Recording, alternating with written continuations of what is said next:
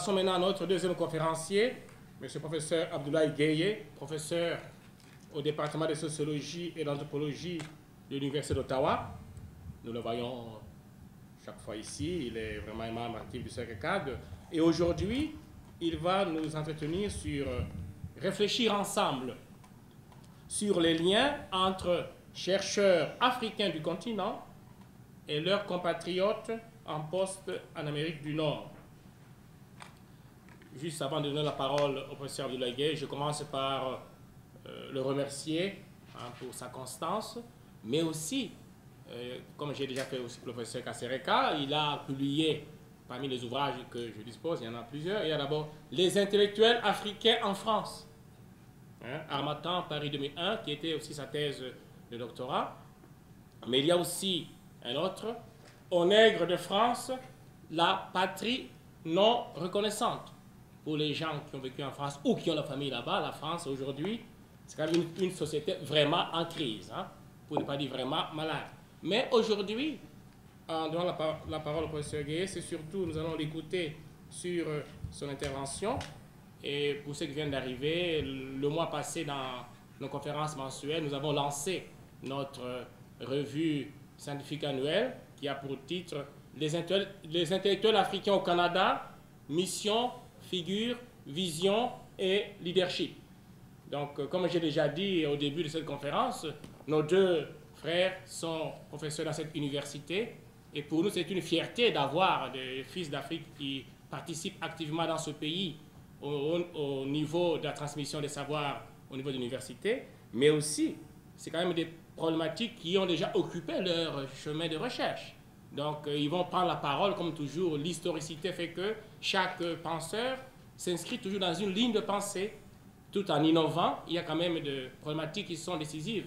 Alors, c'est sous vos applaudissements que nous allons donner la parole au professeur Abdoulaye Gueye, qui va nous parler, comme j'ai déjà dit, alors je rappelle le titre, Réfléchir ensemble sur le lien entre les chercheurs africains du continent, par exemple, dans ce cas, on a deux ici, parmi nous, et leurs compatriotes en poste en Amérique du Nord. Voilà. Professeur Gueye, vous avez la parole. Merci beaucoup tout le monde. Merci de votre présentation. Je vais citer deux auteurs qui, à bien des égards, en fait, m'accompagnent quasiment tous les jours. Car j'ai leurs ouvrages qui me servent de chacun à sa Bible. Mais moi, j'ai mes deux auteurs qui sont des athées ou des agnostiques en tous les cas. Et que j'essaie de lire au moins tous les soirs, ne serait-ce que pour un quart d'heure, pour m'inspirer de ce qu'ils ont fait, de ce qu'ils ont réalisé comme non seulement chercheurs intellectuels, mais aussi comme penseurs engagés. Alors le premier, c'est Roger Chartier. Je ne les cite pas dans l'ordre d'importance, mais seulement en rapport avec mon sujet. Et le second, c'est Frantz Fanon. Roger Chartier disait une chose qui, la première fois que je l'ai lu, je pense que ça remonte à 1998-99, j'ai été marqué par cette phrase. Cette phrase, c'est « Toute recherche est autobiographique. Toute production scientifique, qu'on le veuille ou non, est autobiographique. » C'était une façon pour lui de nous rappeler qu'en tant que chercheur universitaire, que l'on soit en mathématicien, physicien, sociologue, etc., les découvertes que nous faisons, les sujets auxquels nous nous intéressons sont directement reliés à notre expérience de sujet.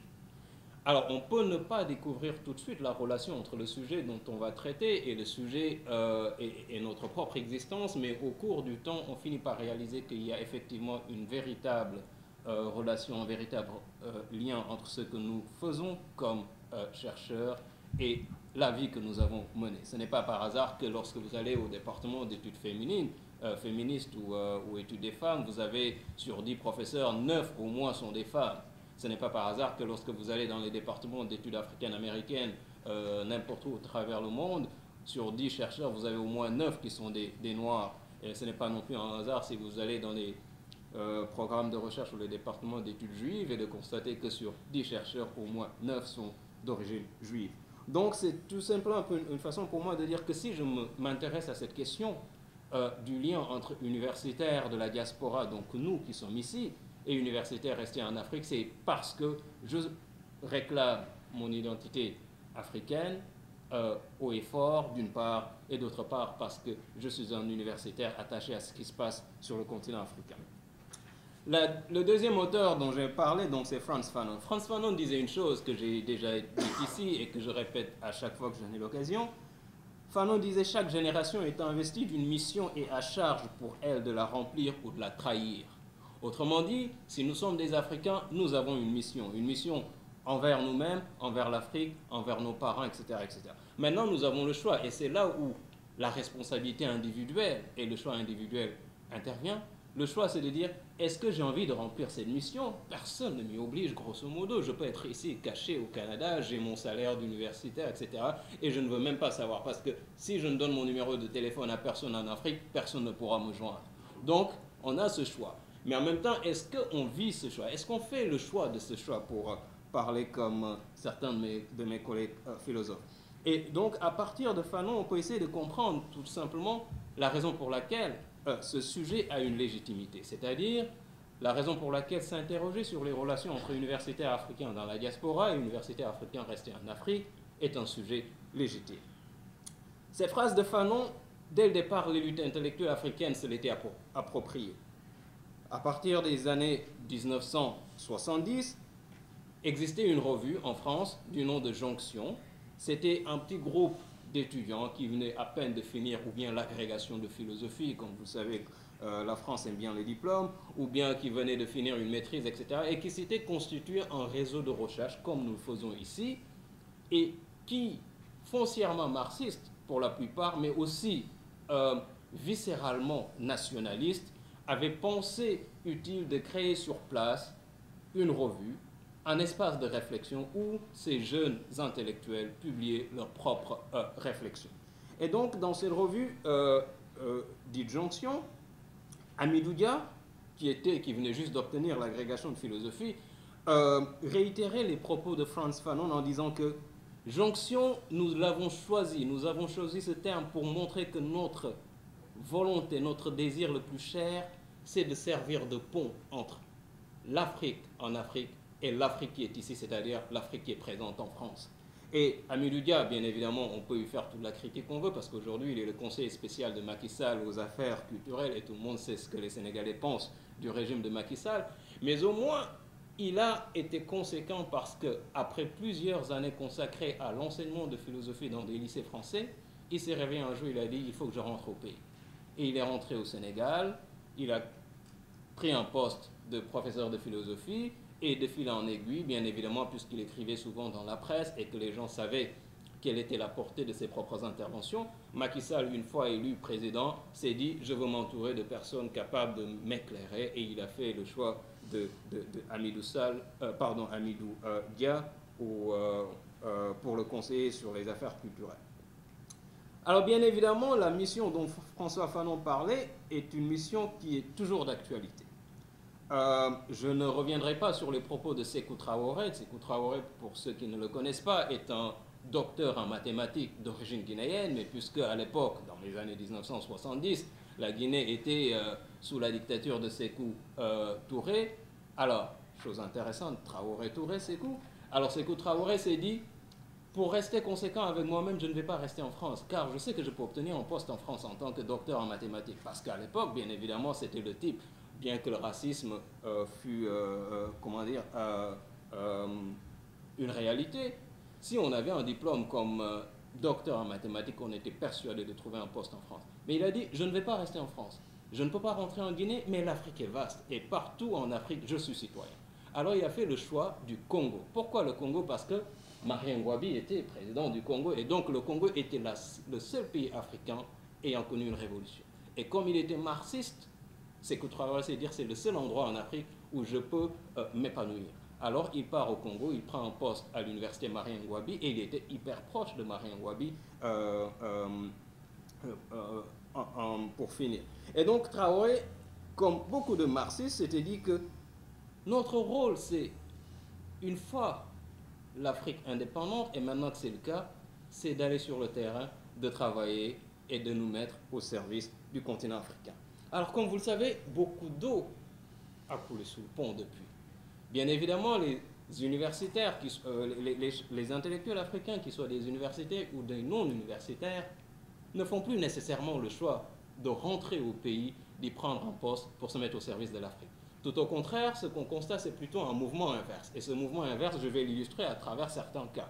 Vous avez par exemple le cas de Ousmane Kane, qui a obtenu son diplôme de sciences politiques à l'IEP de Paris, qui rentre au Sénégal, il prend un poste à l'université de Saint-Louis Gaston Berger, et au bout de 10 ans, il fait ses affaires, il part aux États-Unis, il est embauché par Columbia University, et aujourd'hui il est professeur titulaire de la chaire Ibn Belli à Harvard University. Je peux prendre le cas de Bachir Diagne, qui a été même conseiller du président Abdou Diouf pendant une décennie, et qui lui aussi a fait le choix finalement de revenir en Amérique du Nord, d'y prendre un poste, etc. Je peux multiplier les choix. Je ne mentionnerai pas le cas de Toyin Falola, que beaucoup d'entre vous aussi connaissent ici dans ces salles, nigérien, qui après ses études a fait le choix d'aller travailler au Nigeria et qui plus tard quitte le Nigeria pour venir prendre un poste à l'université Texas à Austin. Maintenant, ces universitaires sont persuadés d'une chose, sont conscients d'une chose. Ils savent que rentrer directement et définitivement en Afrique est devenu gageur. Ce n'est plus un défi que beaucoup d'universitaires peuvent se permettre de relever. Alors maintenant, ils se demandent et ils se posent la question de savoir comment rester utile à l'Afrique à partir de l'Amérique du Nord. Et c'est bien évidemment cette question que j'essaie d'analyser à travers dans le cadre de cette communication. Alors, dans le cadre de cette communication, bien évidemment, comme vous savez, j'aurais pu parler des universités africains à travers le monde, c'est-à-dire non pas seulement en Amérique du Nord, mais aussi ceux qui sont en Europe, France, Angleterre, etc., etc. Alors, j'ai fait le choix, c'est un peu par synecdoque, comme on dirait, le choix de m'intéresser plutôt aux universitaires qui sont en poste en Amérique du Nord et de voir ce qu'ils font avec des collègues installés sur le continent africain. Pourquoi l'Amérique du Nord? Voici les raisons qui m'ont amené à justifier le choix de l'Amérique du Nord. Premièrement, comme on le sait, c'est en Amérique du Nord que l'on a la diaspora universitaire africaine la plus importante. Je vais donner un exemple. Paul Zeleza, dans son dernier rapport sur la fuite des cerveaux, ou en tous les cas, le titre c'est Engagement between African Diaspora and Academics in the US and Africa, montre qu'aujourd'hui, dans les collèges et universités aux États-Unis, il y a entre 20 000 et 25 000 professeurs africains à temps plein. 20 000 et 25 000. Au Canada, les études que j'ai faites moi-même sur le contexte canadien, bien évidemment, le Canada, comme vous le savez, c'est 1/10 des États-Unis en termes de population, et en termes d'université, là où les États-Unis comptent 3800 universités au collège, le Canada en compte à peine une centaine, donc on comprend qu'on ne peut pas s'attendre à avoir le même nombre d'universités en poste au Canada qu'aux États-Unis. Il n'en demeure pas cependant que sur le sol canadien, en 2003 précisément, il y avait 124 Africains du sud du Sahara en poste dans les universités canadiennes à temps plein. Et depuis, j'ai pu vous dire qu'il y a eu une légère augmentation. Parce que quand ces chiffres ont été publiés, Kazareka n'était pas encore prof, je n'étais pas encore prof, mon collègue Boulou n'était pas encore prof, Yazid Dichou n'était pas encore prof à l'université d'Ottawa, etc., etc. Donc on peut dire qu'au moins on a ajouté 10 autres nouveaux membres dans cette liste. Par comparaison, regardons le cas de la France. La France est un cas représentatif. Pourquoi? Parce que bien évidemment, la France a été une puissance coloniale. Et donc c'est vers la France que se dirige encore aujourd'hui une grande masse d'étudiants en provenance du continent africain pour poursuivre leurs études. Et comme on le sait, c'est au terme des études que la plupart du temps on fait le choix de s'installer et de prendre un poste dans le pays donné. La France, d'après aussi les études que j'ai menées moi-même, a 32 professeurs, ce qu'on appelle maîtres de conférences, chargés de recherche première catégorie, chargés de recherche deuxième catégorie et directeurs de recherche. Il y en avait eu 32 uniquement en 2008 d'origine africaine. En Angleterre, on n'a pas de chiffres précisément sur le nombre d'Africains, mais on a des chiffres sur les populations africaines et caribéennes mises ensemble. Et au total, il y a 85 professeurs issus du monde caribéen et du monde africain en poste en Angleterre en 2009 précisément. Donc vous voyez ici que si on s'intéresse au Canada et aux États-Unis, c'est-à-dire donc à l'Amérique du Nord, on peut avoir au moins une approche pertinente et légitime pour après généraliser à l'ensemble de la diaspora africaine à travers le monde. Donc voici les raisons, comme je disais, qui m'ont amené à m'intéresser au Canada et aux États-Unis en particulier, et donc de regarder pourquoi et que font les universitaires africains qui sont en poste aux États-Unis et au Canada avec les collègues restés en Afrique. Maintenant, le deuxième élément que je dois souligner, c'est quelle est la pertinence d'une recherche sur la collaboration entre universitaires africains de la diaspora et universitaires africains en poste sur le continent africain. La pertinence réside dans les éléments suivants. Bien avant même les indépendances, c'est-à-dire en 1957, lorsque Senghor inaugure l'université de Dakar, qui n'était auparavant qu'une simple école de médecine, et par la suite, d'autres chefs d'État vont reprendre la même formule de Senghor, il était clair aux yeux de Senghor et des futurs chefs d'État africains que l'université, c'est le moteur du développement. En d'autres termes, sans une formation d'étudiants en grand nombre, eh bien, l'Afrique ne peut pas envisager un quelconque développement d'ici, comme il disait à l'époque, à l'an 2000. Donc, le cœur du développement, ou en tous les cas plutôt, pour être plus précis, le moteur du développement réside dans la mise en place d'un enseignement supérieur qui bénéficie à une classe démographique bien donnée. Donc ça, c'était la première idée. Le deuxième élément qui justifie cette recherche, c'est tout simplement une forme de, de remise à jour de ce projet des chefs d'État africains qui date déjà de la fin des années 1950. Cette remise à jour de ce projet, on la retrouve dans la démarche de l'ancien président du Nigeria, Obasanjo, l'ancien président du Sénégal, Abdoulaye Wade, et de l'ancien président du Sénégal, Abdoulaye Wade. À eux deux, en 2004, si ma mémoire est bonne, oui, effectivement 2004, comme le montrent mes notes, Obasanjo et Abdoulaye Wade avaient organisé à Dakar la fameuse conférence sur la diaspora africaine. Et dans le cadre de cette conférence, bien évidemment, Obasanjo et Abdoulaye Wade avaient spécialement désigné l'élite universitaire et l'élite scientifique en général de l'Afrique comme constituant les leaders de ce projet. Et ce qu'ils attendaient de cette élite africaine scientifique intellectuelle, c'était de mettre à contribution leur savoir scientifique et technique au service du développement du continent africain.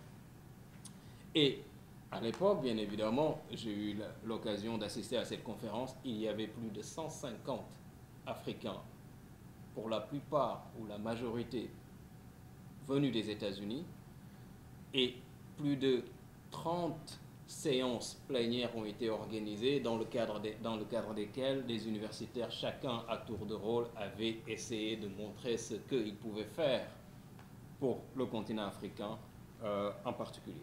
Et bien évidemment, cette idée de l'intervention des universitaires pour le développement, on la retrouve même dans la philosophie de la plupart des universités.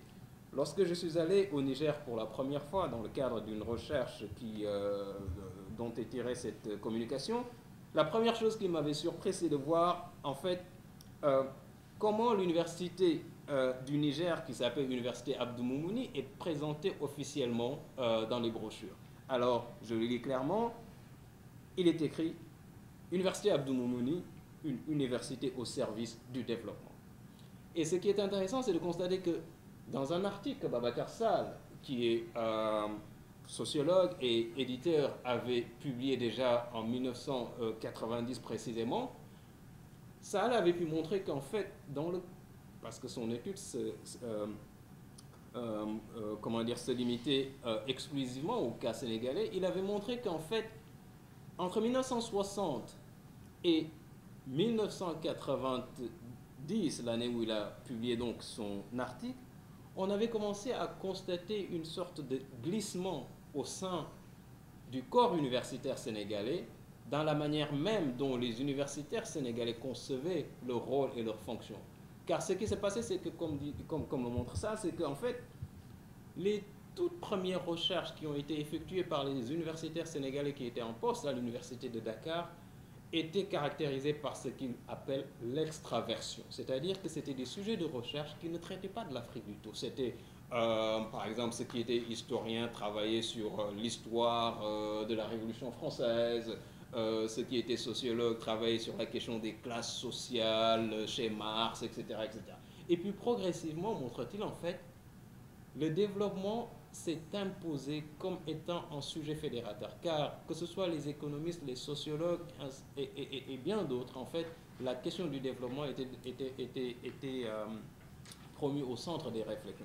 Donc, ce qui a amené ça à dire qu'en fait, on est passé d'une université à la vocation universaliste à une université de développement, dans le cas donc du Sénégal plus particulièrement. Enfin, le dernier élément que je veux souligner pour montrer la pertinence de ce sujet, c'est bien évidemment la corrélation qui est faite dans la littérature scientifique entre développement socio-économique et existence d'une masse critique intellectuelle. En effet, que l'on lise les travaux d'Andrea Glaser ou les travaux de Kruger et Linhart, ce qu'on constate, c'est qu'en fait, les auteurs sont intéressés à démontrer la relation statistique entre éducation d'une part et développement. Prenons le cas de la Corée du Sud et de la Finlande en particulier, Kruger et Linhart montrent qu'en fait, le niveau de développement et plus particulièrement la croissance économique de ces deux pays augmente avec la croissance de la population estudiantine et du nombre d'universités ouvertes en Corée du Sud. Donc l'Afrique, je pourrais dire, à partir de ce constat, que aussi bien les chefs d'État africains que les universitaires africains ont raison, à la lumière de ce constat, de penser que le développement de l'Afrique doit se concevoir en partenariat avec l'élite universitaire présente hors du continent africain.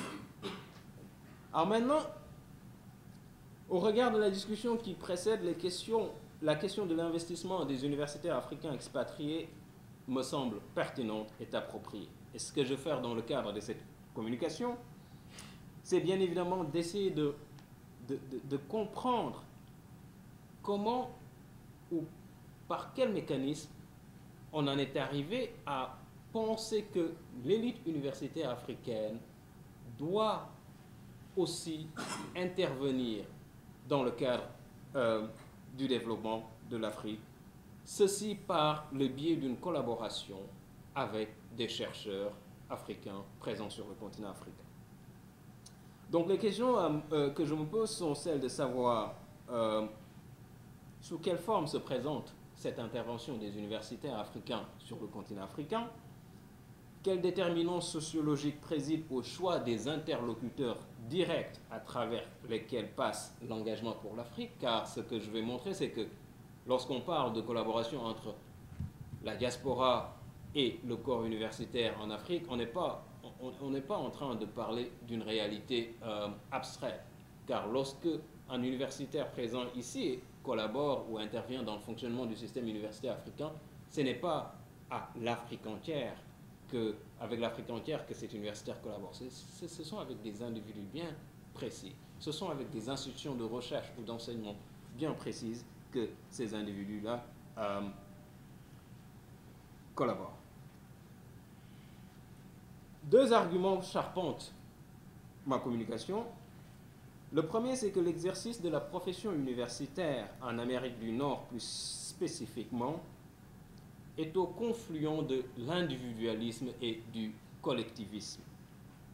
L'individualisme ressorti en grande partie à l'institutionnalisation d'un mécanisme de compétition qui, au-delà de la simple phase de recrutement, impose aussi une certaine performance académique régulièrement remarquable, tant pour l'obtention de ce qu'on appelle la permanence dans le système francophone ou tenure dans le système anglophone, que pour l'accès à des privilèges et des distinctions telles qu'une chaire de recherche, un prix, etc., etc. Et à l'instar de la production industrielle, le collectivisme, quant à lui, résulte du fonctionnement contemporain de la profession universitaire. Ce que je veux dire par là, c'est qu'en fait, toute personne qui a suivi l'évolution du système universitaire peut en témoigner. En l'espace de moins d'un siècle, le fonctionnement du système universitaire est passé de la valorisation de l'encyclopédisme à la valorisation de l'hyperspécialisation. Le temps court de la spécialisation professionnelle qui résulte d'enjeux de carrière s'est imposé sur le temps long de l'érudition et de l'encyclopédisme. Preuve éclatante en est l'abolition de la thèse d'État en France, par exemple, où il fallait passer 15-20 ans de sa vie à préparer une thèse d'État. Mais aujourd'hui, même la France, qui a résisté pendant je ne sais combien d'années, s'est finalement convertie à ce qu'on appelle la thèse de troisième cycle. On passe, ou bien l'équivalent du PhD, on passe 4, 5 ans en moyenne pour écrire sa thèse de doctorat. Or, ce qui se passe, c'est qu'en même temps que l'on réduit le temps nécessaire à la production du savoir, en même temps, les questions de recherche se complexifient. Pourquoi? Parce que tout simplement, les sociétés contemporaines sont beaucoup plus complexes que les sociétés traditionnelles ou dites traditionnelles. Alors, le chercheur se retrouve dans une sorte de dilemme.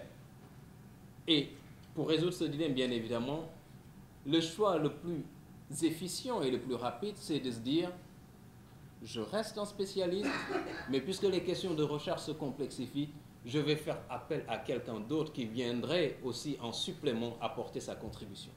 Et c'est dans ce cadre-là que s'inscrit la nécessité souvent de collaboration entre universitaires africains dans la diaspora et universitaires africains restés en Afrique. Car ce qu'il faut faire remarquer, c'est que notamment dans les sciences sociales et les humanités, vous en avez eu la preuve à travers la présentation de Kasereka et la mienne, nous Africains, où que nous soyons, ce qui nous caractérise en grande partie, c'est que nous restons attachés à des sujets relatifs à l'Afrique. Lorsque nous faisons une recherche, Jean Copin, sans faire de statistiques, sans faire de recherche statistique, avait laissé entendre que 99% des chercheurs africains travaillent sur l'Afrique. Je n'ai pas de statistiques disponibles, mais je suis persuadé que même si on n'est pas à 99%, on est assez proche de ce chiffre. C'est que, donc, nous sommes attachés à l'Afrique par notre recherche, et compte tenu de la complexité et la complexification dont je viens de parler, il devient de plus en plus important pour nous, chercheurs de la diaspora, de trouver des partenaires sur le continent. Pourquoi? Parce que, comme vous le savez, il y a aussi, en même temps que le temps de la spécialisation s'écourte, eh bien, il y a aussi une augmentation des tâches dans notre profession. À chaque fois que je discute avec mon frère, ça me fait rire parce que quand je lui dis que j'enseigne, mon semestre se termine le 15 avril, il me dit « Mais vous ne foutez rien, vous, franchement, vous êtes payé pour ça. » Mais ce que mon frère ne sait pas, bien évidemment, c'est que, eh bien, il y a les tâches administratives qui s'ajoutent à ça, la direction d'étudiants, thèse, maîtrise, etc., etc. Et quand on a fait le tour de toutes ces tâches qui sont directement reliées à notre métier, on s'aperçoit qu'il nous reste à peine un mois pour aller faire la recherche sur le terrain. Et bien évidemment, vous ne pouvez pas faire un véritable terrain de recherche si vous voulez écrire un bouquin tous les 5 ans avec seulement un mois de recherche sur le terrain par année. Donc, vous vous retrouvez dans l'obligation de devoir vous ouvrir à d'autres personnes qui deviennent donc des collaboratrices qui, étant sur place, contribuent à la collecte des données que, bien évidemment, dont vous avez besoin pour écrire le livre ou l'article qu'il vous faut écrire. Donc ça, c'est, je disais, les grandes constituantes de mon premier argument. Le deuxième argument est le suivant. L'échange de la diaspora universitaire africaine avec l'Afrique est à analyser en rapport avec le fonctionnement du champ professionnel dont il participe. Les universitaires, en effet, font partie intégrante d'un univers professionnel où le processus de socialisation implique des relations d'échange qui tantôt prennent la forme d'un don forcé, d'un retour de don, d'une solidarité spontanée, indemne de calcul a priori, mais aussi dans d'autres cas, ce sont des échanges qui induisent inégalité entre les acteurs. Les acteurs ne se conforment pas toujours par humanisme ou par philanthropisme ou par patriotisme, mais souvent parce que cet échange est nécessaire à la reproduction de la profession universitaire. Prenons un exemple, et beaucoup d'entre vous le savent ici, dans cette salle. Combien de temps consacre-t-on, par exemple, à l'évaluation d'un article, à l'évaluation d'un projet de recherche, à la rédaction de lettres de référence pour que tel étudiant qu'on a dirigé il y a 2 ans, il y a 3 ans, il y a 5 ans obtienne un emploi quelque part. Et nous ne sommes pas payés pour ça. Et mieux encore, en réalité, il n'y a aucune peine à encourir si on refuse d'écrire une lettre de recommandation. Il n'y a aucune peine à encourir si on refuse de faire le compte-rendu d'un article. Mais nous le faisons. Nous le faisons pourquoi? Parce que ce sont des tâches qui participent de la reproduction même de l'institution. Et c'est de façon bénévole. Alors maintenant, derrière le bénévolat, il y a quelque chose. Ce quelque chose derrière le bénévolat, c'est un surplus, comme dirait Marx. C'est une valeur ajoutée car dans le milieu, si vous dites à chaque fois qu'on vous demande de faire le compte-rendu d'un article, « Ah, je suis désolé, j'ai pas de temps », ça va commencer par circuler. Et donc, vous vous retrouverez marginalisé. Tandis que si vous avez, bien évidemment, la réputation d'être un collègue qui dit toujours oui à l'évaluation d'un article ou bien à un compte-rendu, etc., ça aussi, ça va jouer en votre faveur. C'est-à-dire que les gens en tiennent compte et il y a des moments où vous avez besoin du soutien de tel ou tel et ce soutien-là va arriver automatiquement parce qu'on va se dire c'est juste un retour d'ascenseur. Ok? Il a toujours été là pour nous et bien maintenant on le fera pour lui. Et donc, c'est une façon tout simplement pour moi, cet argument, de vous montrer que lorsque des universitaires africains en poste en Amérique du Nord décident aussi de collaborer avec des chercheurs africains qui sont en poste en Afrique, eh bien, ils ne font que jouer leur rôle en partie. Ce n'est pas nécessairement parce qu'ils sont hyper patriotes qu'ils le font, ce n'est pas nécessairement parce qu'ils ont le sens ou bien ils partagent les valeurs de l'humanisme et de la philanthropie, c'est parce qu'ils savent tout simplement qu'il y a là un acte qui participe de la reproduction même de l'institution à laquelle ils appartiennent. Alors, je vais essayer très rapidement de vous parler de la théorie que j'ai mise en place pour essayer de répondre aux questions de ma recherche, c'est-à-dire quels sont les déterminants sociologiques, sous quelle forme se présentent les relations entre universitaires africains de la diaspora et universitaires africains en Afrique. Le cadre méthodologique est une sorte d'alliage que j'ai construit entre les théories de Bourdieu et les théories de Godelier, en grande partie.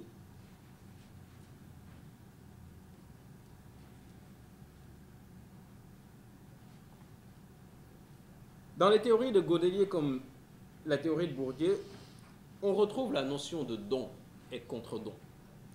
Bourdieu écrivait une chose extrêmement simple et claire, le don oblige celui qui reçoit. À chaque fois que vous recevez un don, même si la personne vous dit, mais vous savez, c'est gratuit, etc., puisque vous êtes un être humain, vous vous dites que quand l'occasion se présentera, il faudra que je fasse quelque chose pour cette personne, pour lui témoigner, ou bien mon estime, ou ma gratitude, ou que sais-je encore. Donc c'est en ce sens-là que Bourdieu dit que le don oblige, que le donateur lui-même ait conscience de cette obligation ou pas. Dans les travaux de Godelier, on trouve non seulement la présence de la fonction du don dans les rapports, les relations entre êtres humains, mais il y a un plus que l'on retrouve dans les travaux de Godelier et de Mauss, c'est que ces deux auteurs, en fait, articulent don et sacré. Car en effet, dans les travaux de Godelier comme de Mauss, on retrouve l'idée du don sous forme de l'oblativité. J'ai ici deux théologiens qui ont raté leur vocation, donc, mais qui savent très bien de quoi on est en train de parler. Donc, et cette oblativité est ce qu'il y a de sacré dans la question du don. Et bien évidemment, à chaque fois qu'on entend quelqu'un dire « Ah oui, mais cet universitaire africain, il intervient en Afrique ou au Nigeria ou au Congo, etc. parce que c'est quelqu'un de c'est un grand patriote », bien évidemment, il ne faut pas sous-estimer la valeur même du patriotisme. Mais dans le patriotisme, il y a justement cette idée de l'oblativité et du sacré. Et ça, c'est grâce à Richard Rorty, le philosophe américain, qu'on peut saisir en fait la dimension oblative et sacrée dans le patriotisme. Rorty disait que le patriotisme, ce n'est rien d'autre que l'expression de la dévotion à la patrie. La dévotion à la patrie. Je suis entièrement dévoué à la patrie. Mais dans son expression extrême, donc, le patriotisme consacre la supériorité de la patrie sur toute autre chose, y compris même sur le citoyen. Prenez un exemple. Il n'existe pas un pays au monde aujourd'hui où la notion de trahison d'État ou bien traître à la patrie n'existe pas. Et il y a beaucoup de nations où vous pouvez, dans le meilleur des cas, passer 5 ans en prison pour ça, pour avoir trahi votre patrie, ou bien, dans le pire des cas, vous pouvez être décapité. Regardez l'histoire de Snowden, l'Américain. Pourquoi il n'ose pas retourner aux États-Unis? Parce que les États-Unis l'accusent d'avoir trahi sa patrie. Et il se cache partout où il peut. Mais connaissez-vous un pays où, parce que vous avez trahi votre mère ou votre père, vous allez passer 5 ans en prison ou vous allez vous voir décapité? Non, ça n'existe pas. Et ça montre tout simplement en fait la supériorité de la patrie sur l'individu, sur le citoyen. Et donc cette idée que vis-à-vis de la patrie, en fait, on doit faire montre de ce don, on doit faire montre d'une certaine oblativité parce que la patrie est sacrée, tout simplement. Et donc à chaque fois qu'un intellectuel, un universitaire africain ici vous dise « Ah ouais, mais je le fais parce que, etc. J'adore ma patrie, je suis un patriote », c'est juste, c'est vrai. Mais il faut essayer de voir qu'est-ce qui relève du sacré, du don, dans cette relation que l'université entretient avec son pays d'origine. Et dans l'univers narratif des intellectuels et des universitaires africains, effectivement, le patriotisme est extrêmement présent. Et c'est une notion à la fois, je dirais, descriptive et prescriptive. Descriptive parce qu'on l'utilise pour dire que, ah, mais oui, lui, il fait ça pour le Nigeria parce que c'est un vrai patriote. Mais c'est prescriptif aussi en ce sens que si vous restez au Canada, vous touchez votre salaire, vous publiez vos articles et vos bouquins et que personne en Afrique ne connaît votre existence, le premier qui ose vous dire les yeux dans les yeux va vous dire « Mais mon cher, quand même, n'êtes-vous pas un bon patriote ?» Donc c'est une façon de vous rappeler que vous devez quelque chose au pays qui vous a vu naître et donc c'est votre responsabilité, c'est votre devoir que de contribuer au bien-être des citoyens que vous avez laissés là-bas ou de l'État en tant que tel que vous avez, qui vous a soutenu d'ailleurs. Parce que sans cet État-là, quoi qu'on dise de l'Afrique, on peut être hyper critique, on peut dire ce qu'on veut des chefs d'État africains, mais aucun d'entre nous ici dans cette salle n'aurait été ce qu'il est ou ce qu'elle est sans la contribution de l'État africain. Combien ici peuvent se souvenir, ou bien eux-mêmes, ou bien leurs grands frères qui, au moment, bien évidemment, de la rentrée scolaire, recevaient stylo et recevaient même chemise kaki, le short kaki et les sandalettes pour aller à l'école. Et c'est l'État seul qui paye. Il n'y avait pas le moindre centime en provenance ou bien de la poche des parents ou de la poche, de la, poche de la France ou de la Grande-Bretagne. Donc, quoi qu'on dise, quoi qu'on le veuille ou non, effectivement, il y a une contribution de cet État africain dans la production des sujets que nous sommes aujourd'hui, avec des diplômes.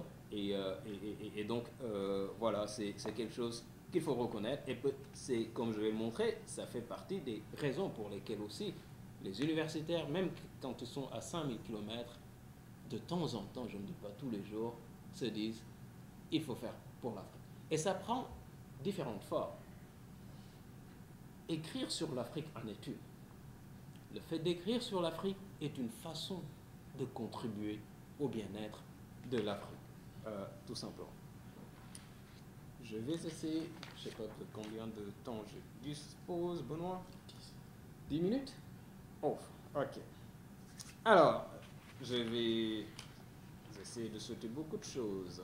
Et puis on reviendra dans la discussion sur certaines de ces choses. Je vais juste passer à quelques résultats de recherche. Alors, dans le cadre de cette recherche, comme je vous l'ai dit, bon, cette recherche m'a mené au Niger, cette recherche m'a mené au Nigeria, cette recherche m'a mené en Afrique du Sud, cette recherche m'a mené au Ghana, cette recherche m'a mené au Togo, et bientôt, cette recherche me mènera en Tanzanie.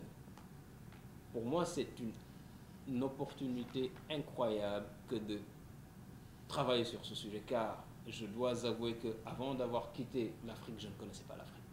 Je connaissais l'Afrique à travers ce qu'on racontait dans les bouquins sur l'Afrique. Je n'avais mis aucun pied en Afrique, à l'exception du Sénégal, sauf au Maroc et en Tunisie. Et bien évidemment, quand on est en Amérique du Nord et qu'on parle de l'Afrique, comme vous le savez, personne ne mentionne le Maroc et la Tunisie comme faisant partie des pays africains. Donc, c'est à travers ces recherches que j'ai été amené à véritablement voir à quoi ressemble l'Afrique et qu'est-ce que ou que sont les Africains dont on entend parler à plus d'entier. Et donc, dans les 5 pays que j'ai déjà mentionnés, au total, j'ai interviewé précisément 207 collègues universitaires en poste dans les universités de ces pays, donc Witwatersrand, Cape Town et Stellenbosch dans le cas de l'Afrique du Sud, Abdou Moumouni dans le cas du Niger, Accra, donc Legon à Accra et à Ashanti, à Cape Coast au Ghana, etc., etc. Donc je vous passe les détails de ces choses. Et ce que je voulais voir, c'est ne pas me contenter de ce que mes collègues me disent ici.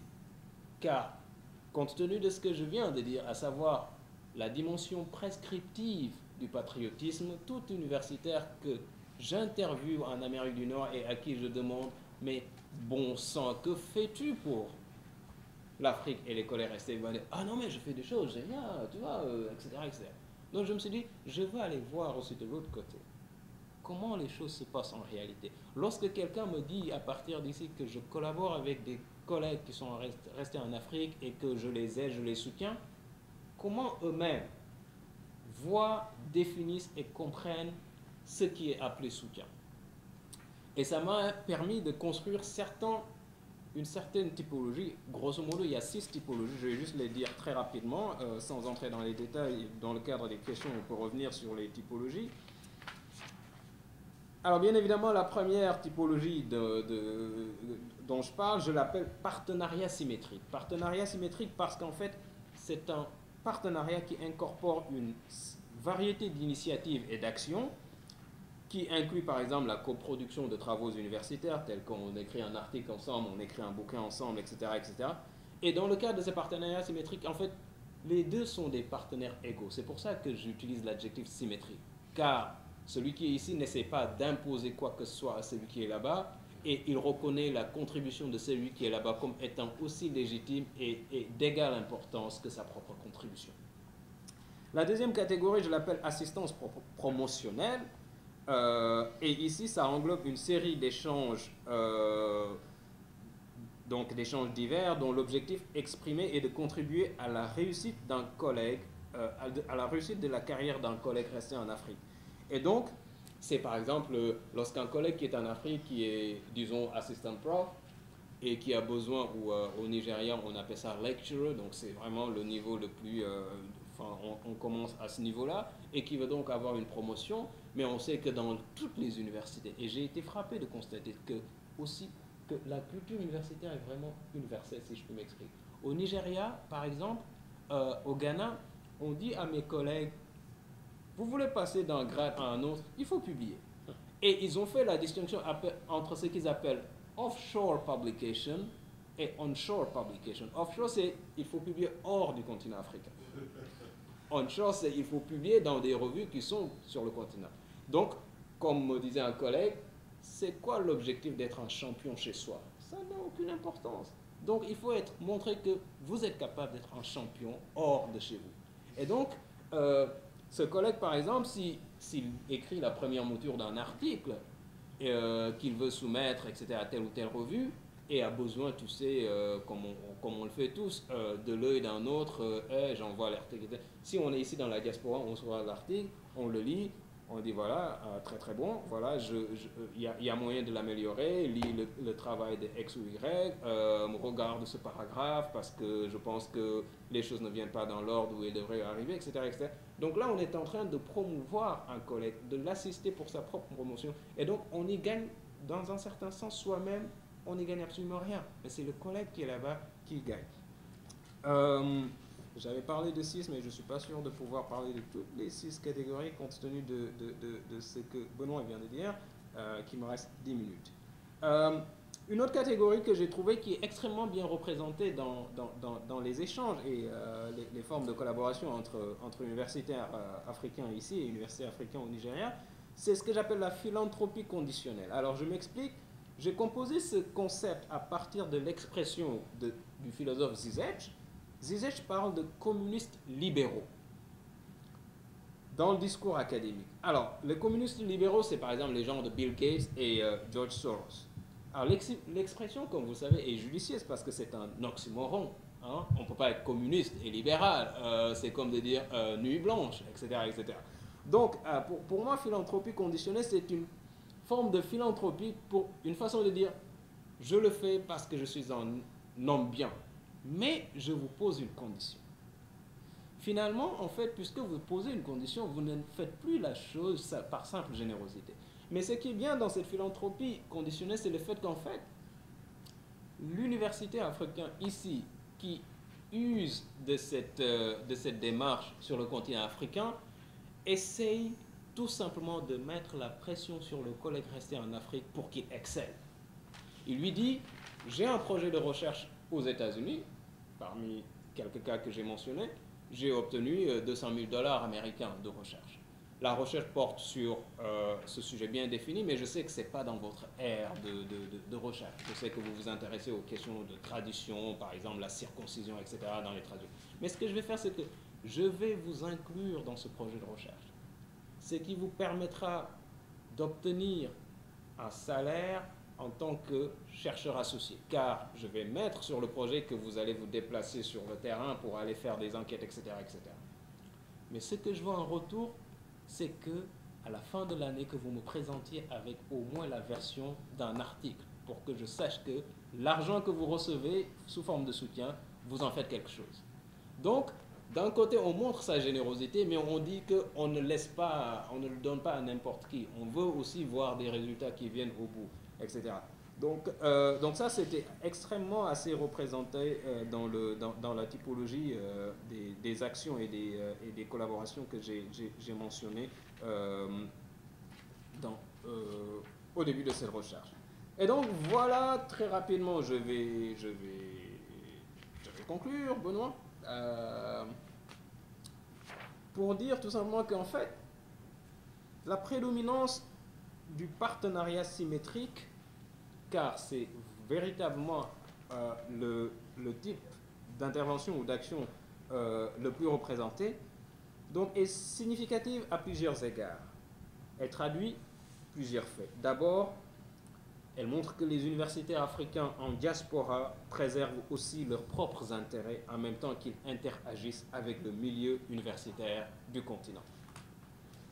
Cette préoccupation ne remet pas en question la dimension oblative de leurs actions, car, à en croire Godelier, l'oblativité n'a jamais été synonyme de désintéressement pur et simple, ni d'absence totale de retombées positives sur soi-même. L'oblativité procède objectivement d'une posture éthique qui requiert que l'on pose des actes et use de ressources données en ayant d'abord en tête de satisfaire aux intérêts d'autrui. Donc, c'est pour autrui, mais en même temps, je sais que ce que je fais pour autrui peut avoir un rejaillissement positif sur moi-même, dit Godelier. Ensuite, et plus important encore, la hiérarchie qui se dégage donc des actions qui sont posées par les universitaires montre comment les modes d'intervention des universitaires en diaspora sont coincés entre les contraintes dictées par les critères de leur propre profession, c'est-à-dire qu'il faut qu'ils satisfassent aux critères dictés par leur propre profession universitaire, et d'autre part par l'injonction idéologique au patriotisme. Donc ils sont entre le marteau et l'enclume, grosso modo. Il faut qu'ils respectent les normes, les critères du milieu universitaire, mais d'un autre côté, il faut aussi qu'ils fassent montre d'un certain patriotisme vis-à-vis du continent africain en général et de leur pays en particulier. Donc je vais laisser les choses ici et j'espère qu'au cours de la discussion, j'aurai l'opportunité ou l'occasion d'approfondir un peu sur les résultats de ma recherche. Merci beaucoup. Merci.